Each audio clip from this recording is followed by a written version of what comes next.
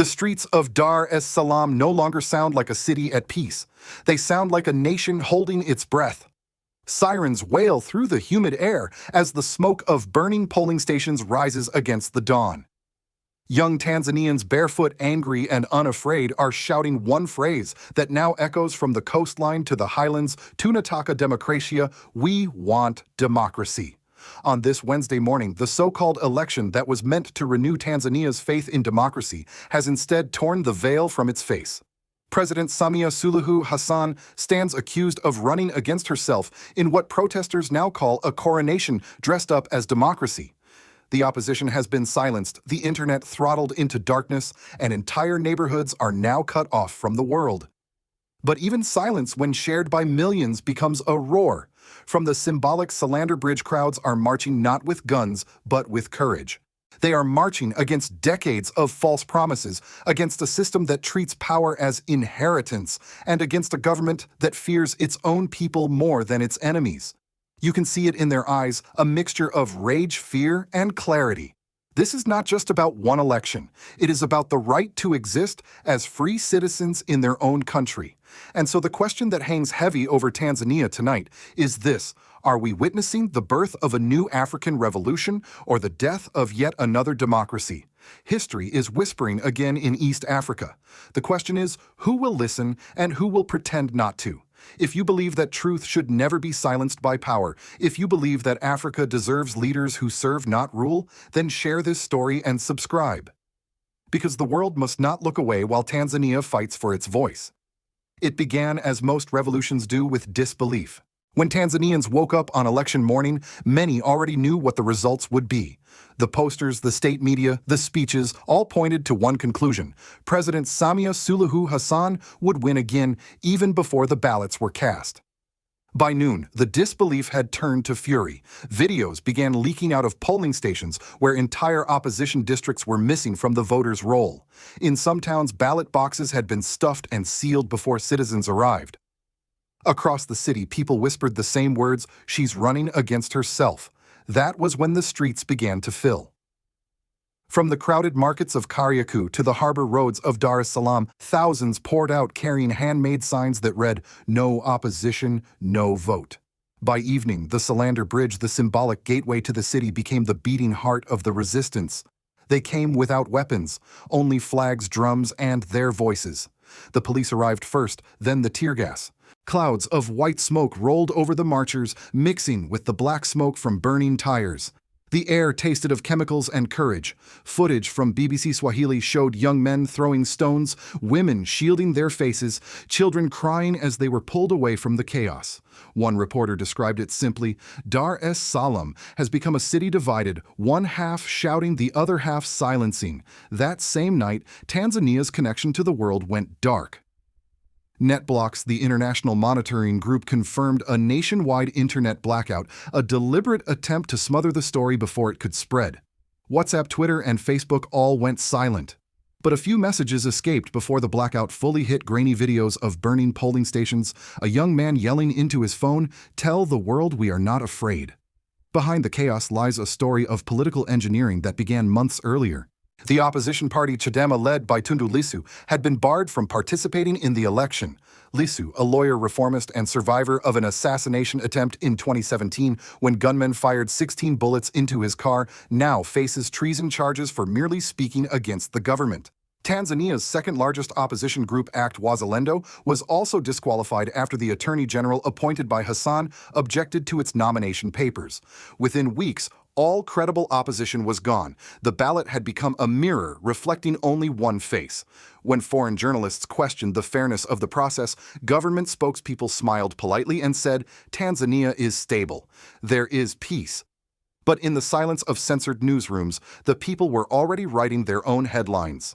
By Wednesday afternoon, protests had spread to Mwanza, Arusha, and even rural towns once considered loyal to the ruling party CCM. The chants grew louder, more defiant. Haki yetu, our rights. Tunataka Democracia, we want democracy. And somewhere in that sea of voices, you could feel something shift, not just anger, but awakening. In one viral clip before the blackout took full effect, a university student shouted into a camera, "They can shut down the internet, but they cannot shut down our voices. They can disqualify our candidates, but not our will." His words became the anthem of the uprising. An uprising without guns, without generals, without orders, but filled with determination. By nightfall, flames from burning polling stations lit the skyline of Dar es Salaam like torches of remembrance. Graffiti appeared on walls across the city: "No election, no peace. Samia equals dictator." Each message sprayed in red paint looked less like vandalism and more like a warning written in history's ink. As helicopters circled above and security forces tightened their grip, one truth became clear. This was no longer about a single vote or one political leader. It was about a generation that refuses to inherit fear. As the smoke thickened over Dar es Salaam, something irreversible had happened. The people of Tanzania had crossed an invisible line from fear to defiance. For decades, they had been told that peace was the same as obedience, that stability required silence. But on this night, they learned that silence was the real enemy. By the second day of protests, clashes had erupted in 4 major neighborhoods. The sound of tear gas canisters blended with the cries of street vendors trying to protect their children. Doctors in local clinics reported dozens of injuries, most from batons and rubber bullets. Yet even as ambulances wailed through the city, the crowds did not disperse. Instead, they began singing.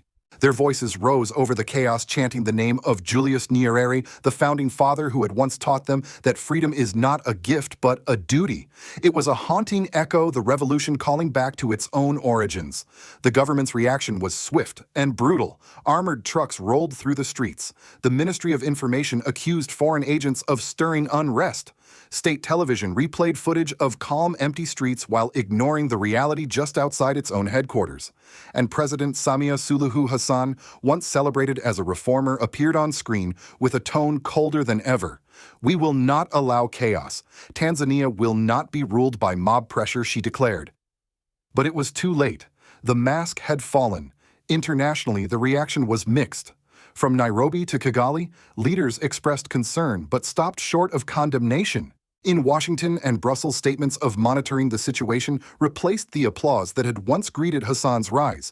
Diplomats whispered what no one dared say publicly, that the model of stability in East Africa was fracturing. Inside the country, the blackout persisted. No live streams, no hashtags, no digital witnesses. Yet somehow stories continued to leak through satellite phones, through shortwave radio, through diaspora networks in London, Toronto, and Minneapolis. A taxi driver in Dar es Salaam told a BBC correspondent by voice note, "They can break our bones, but they cannot erase what we've seen." Meanwhile, in Arusha, students began printing leaflets using old mimeograph machines, reviving the same underground methods used by anti-colonial activists half a century ago. They titled their publication The People's Paper, a tribute to the underground press that once fueled Nyerere's revolution. In one of its first issues, a headline read, "CCM was born to free us. Now we must free ourselves from CCM." The irony was impossible to ignore. The same ruling party that had liberated Tanzania from colonialism now stood accused of enslaving it to political permanence. CCM, the Chama cha Mapinduzi Party of the Revolution, had ruled since 1977, 48 years without alternation of power, 48 years of revolutionary slogans turned into bureaucratic privilege. What began as Ujamaa familyhood and equality had hardened into hierarchy and fear. In the streets, those contradictions were exploding in real time. Images of elderly women throwing stones, of priests linking arms with students, of police officers hesitating before raising their batons. These moments revealed something deeper than unrest. They revealed conscience. The crowd's message was no longer just political. It had become spiritual. "We are the children of Nyerere," one protester shouted, "and we are reclaiming his dream." The moment reached its emotional peak when thousands gathered again at the Solander Bridge, now blackened by smoke and fire. Someone raised a torn Tanzanian flag, its edges burned but still visible. The crowd fell silent. Then, as the sun set, they began to sing the national anthem, not for the government, but for themselves. Voices cracked, tears fell, but the melody carried. For the first time in decades, Tanzania felt like a country united, not under a ruler, but under a cause. That night, even the police hesitated to advance. Some removed their helmets, others turned away. And for a fleeting moment it seemed possible that fear itself had surrendered. The revolution without guns had found its heart. And in that heart beating through the chants and smoke was a question older than any government. What is peace worth if it costs your freedom? When the tear gas cleared and the shouting faded, what remained was silence. The heavy, uneasy silence of a nation in shock. In the days that followed, Tanzania began to count the cost of its rebellion. Shops remained shuttered, transport routes were paralyzed, and Dar es Salaam, usually the heartbeat of East Africa's economy, felt more like a city under siege. The smell of burned tires still lingered in the air, mixing with the metallic tang of fear. Hospitals quietly reported over 200 injuries and at least 24 deaths, though official figures listed far fewer. Families searched morgues under the cover of night, terrified of being identified as relatives of troublemakers. In poorer neighborhoods, police raids became routine, homes broken into, young men dragged out and questioned. Yet every new act of repression only deepened the sense that the social contract had been broken. For the first time in modern Tanzanian history, ordinary citizens spoke openly about betrayal. They weren't just angry at one election, they were angry at decades of unfulfilled promises. The slogans once painted on government buildings, Ujamaa Unity Freedom, now felt hollow. A teacher in Mwanza told a reporter, "We grew up believing the state was our parent. Now it feels like a stranger." The collapse of trust began to infect every institution. The judiciary, long seen as impartial, was now accused of serving the executive. The media, muzzled by censorship laws, lost its moral authority. Even the ruling party's loyal base in rural areas started to question whether CCM still spoke for the people or merely for itself. Whispers spread of resignations inside regional offices of civil servants, quietly refusing orders they found unconstitutional. But the most delicate fracture emerged within the military. Tanzania's armed forces had long prided themselves on discipline and neutrality, a legacy of Nyerere's vision. Yet, as the protests grew, junior officers began expressing discomfort with the government's tactics. Sources close to the barracks reported heated arguments between commanders, some insisting that the army must not become the enemy of the people. That sentiment, rare, risky, and dangerous, hinted at the depth of the crisis. Internationally, pressure was building. Kenya's opposition leader called for an emergency East African summit. The African Union issued a muted statement of grave concern.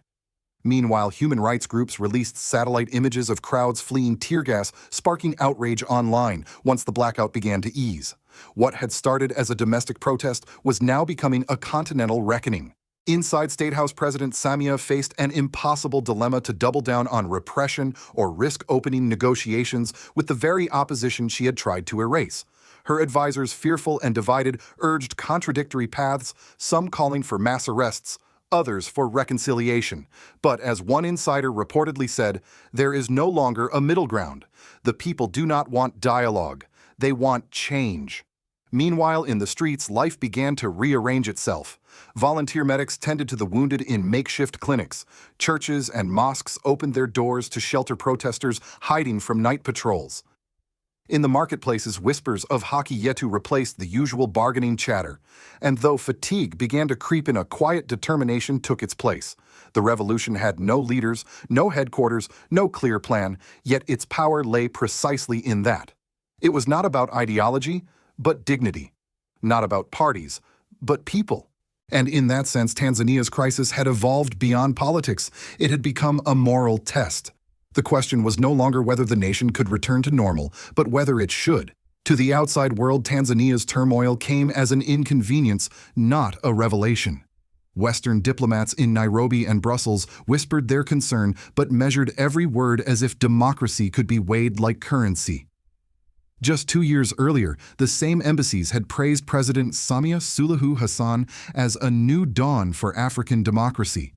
Now, those glowing reports read like diplomatic fiction. In Washington, the State Department released a carefully worded statement: "We urge restraint on all sides and call for dialogue," the same phrase that has followed every African crisis for half a century. To Tanzanians, it sounded less like diplomacy and more like indifference. Because when the tear gas burns, your lungs calls for restraint feel like mockery. But behind closed doors, American analysts know what is really at stake. Tanzania is not just another name on a map. It is East Africa's anchor, a strategic trade route, a growing port economy, and a quiet partner in regional security. For Washington, stability has always mattered more than justice. And so once again, the calculus repeats better the devil you know than the democracy you can't control. Across Africa, however, the message lands differently. From Ouagadougou to Bamako, from Niamey to Accra, the protests in Tanzania are being watched with a mix of empathy and déjà vu. In the Sahel, where leaders like Ibrahim Traoré have rejected Western scripts, the crisis in Dar es Salaam is seen not as an isolated event, but as another proof of Africa's unfinished liberation. One commentator on Mali's state television put it bluntly. They called Traoré a rebel for reclaiming sovereignty. Now they call Tanzanians criminals for demanding democracy. Tell me what's the difference? It's a haunting question, and it exposes the moral fault line of modern geopolitics. The West applauds African stability when it serves their interests, but brands African defiance as instability when it challenges them. This double standard visible from Sudan to Ghana has not gone unnoticed by Africa's youth. Many of them now look less to Washington and Paris for inspiration and more to Ouagadougou, Bamako, and Niamey cities that have become symbols of courage in an age of hypocrisy. Meanwhile, global media coverage has followed a familiar pattern: brief headlines, selective outrage, and then silence. Tanzania's blackout conveniently ensured there were fewer images to disturb the evening news. But in the diaspora among Tanzanians in the US, Canada, and the UK, voices are growing louder. Activists have begun coordinating rallies in New York, Atlanta, and London, waving placards that read, "Stop funding dictatorship," and "We are all Nyerere's children." For Americans watching this unfold, there is an uncomfortable mirror here. Because the story of Tanzania, of citizens demanding honesty from leaders, is not uniquely African. It is a human story, one that echoes the protests of another era when people stood against war, segregation, and the silence of the powerful. And so the question extends beyond Africa. What does the world truly value, democracy or convenience? In the end, history will not remember who issued statements. It will remember who stood with the people when their voices were cut off. And tonight, as Dar es Salaam burns, those who remain silent stand judged not by Tanzania but by their own conscience. Night has fallen again over Dar es Salaam.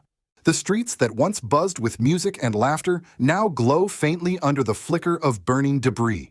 Somewhere, a mother whispers a prayer over her sleeping children, hoping the soldiers will not knock on her door tonight. Somewhere else, a young man scrolls through an old photo of Julius Nyerere, whispering, "Baba wa Taifa, forgive us, we lost your dream."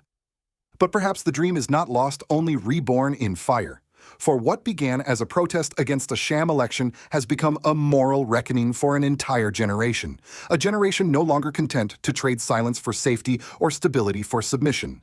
They have learned what every free people eventually learn, that peace without justice is just another form of prison. As Tanzania stands on the edge of an uncertain dawn, its story mirrors a larger struggle taking place across the continent. From Burkina Faso to Mali, from Niger to Tanzania, Africa's youth are rewriting the rules of power not with guns but with conviction.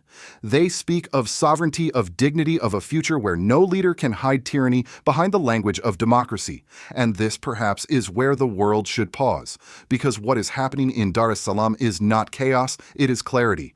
It is the awakening of a people who have discovered their voice after decades of polite silence. It is Africa remembering itself. For Americans watching this from thousands of miles away, the question is not whether you understand the politics, but whether you can still recognize courage when you see it. The courage of a student facing soldiers with nothing but a banner. The courage of journalists risking prison to tell the truth. The courage of a people who refuse to kneel before lies. As the flames of protest reflect off the Indian Ocean, one truth burns brighter than the rest: Tanzania will never be the same again. Whether it becomes freer or more fearful depends on what happens next, not just in Africa, but in how the world responds.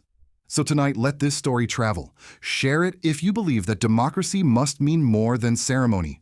Comment if you believe that silence in the face of injustice is complicity. And subscribe if you believe, as President Ibrahim Traoré of Burkina Faso once said, real sovereignty begins when fear ends.